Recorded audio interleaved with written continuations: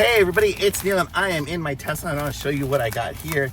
This is a cleaning kit for my car. And so this here comes with a foam cleaner, and it comes with a microfiber towel, and it comes with a little foam pad.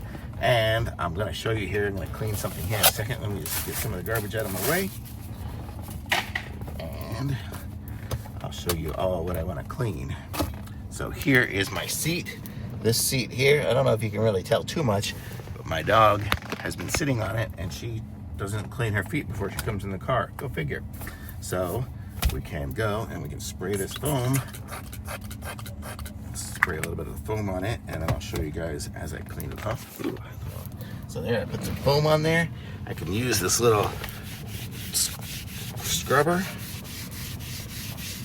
and it's cleaning off all that stuff there. So now it's gonna have a nice clean seat for her to come back to tomorrow and make it messy again. But you get the idea. So look at how clean it went. It really does a good job. Surprised how well it does.